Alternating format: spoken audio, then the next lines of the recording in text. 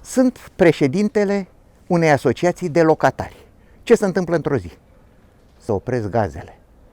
Toți vecinii au tăbărât pe mine. A trebuit să rezolv urgent problema, am intrat imediat pe net și am ales o firmă. Cum am ales-o? După numărul de recenzii favorabile. Dom'le, Energoinstal avea cele mai favorabile recenzii. Imediat am sunat acolo, spre mirarea mea a răspuns imediat cineva, o doamnă sau o domnișoară drăguță. După ce am prezentat problema, a zis, da, se rezolvă, dar nu putem chiar acum, pentru că avem toate echipele pe teren. Am închis, am așteptat, în foarte scurt timp sună din nou, zice, o echipă a rezolvat problema unde era mai repede și vine la dumneavoastră într-o oră. Eu în sine m-am zis, o oră, zice și așa.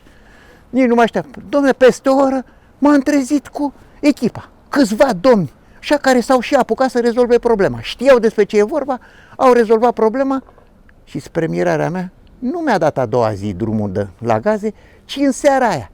Toată lumea a fost mulțumită. De atunci am contract cu Energoinstal la toată lumea care vorbește, doar deschideți subiectul de gaze, eu zic Energoinstal. Dom'le, Energoinstal este firma care rezolvă prompt, repede și cel mai important, foarte bine orice problemă. Profesioniști adevărați. Energoinstal.